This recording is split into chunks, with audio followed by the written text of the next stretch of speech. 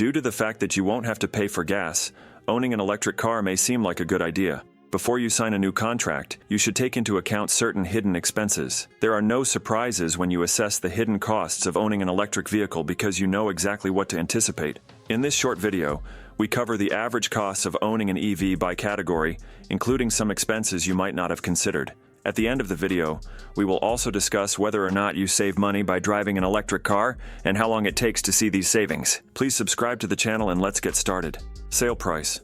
There weren't many affordable models of electric cars available when they first came out.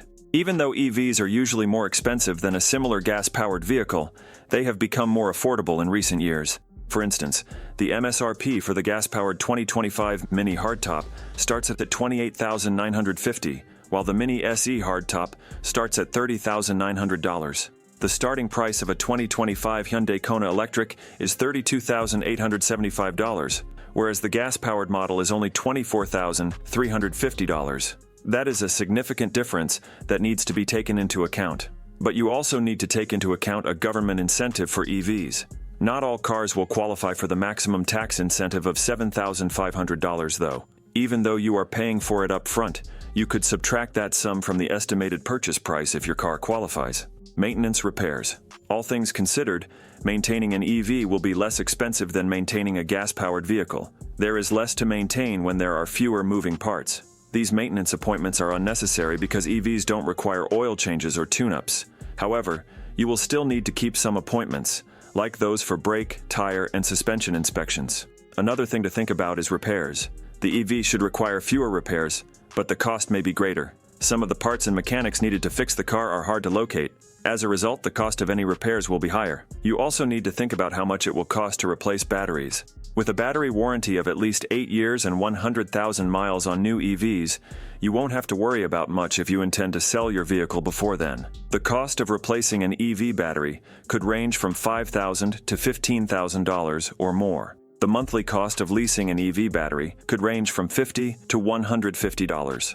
Depreciation. Your EV's value will decline significantly more quickly than that of a gas-powered car. On average, the resale value of an EV might be lower than 40% of its original value, when a comparable used car could be sold for 50 to 70% of the original value.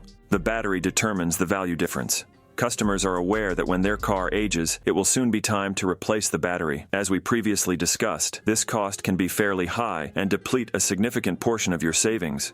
Because there is less demand than there would be for a gas-powered vehicle, the resale value is also lower. Charging costs.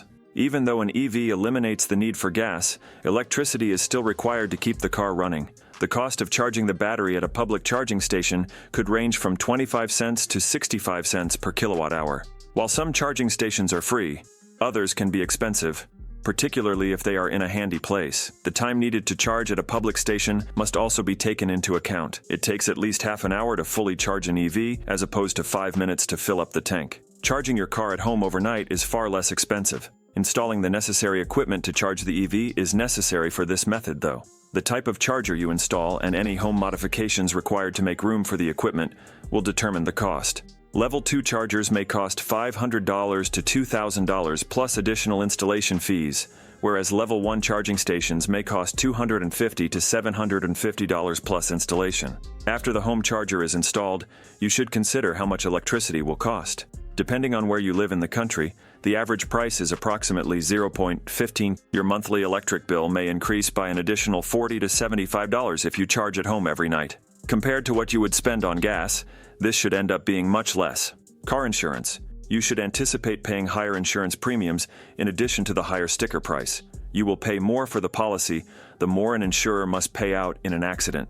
Your premiums are also adjusted to account for the insurance company's knowledge that EV parts are difficult to obtain and can be more expensive to repair. You may have to pay 20% or more for insurance, depending on the kind of vehicle you drive.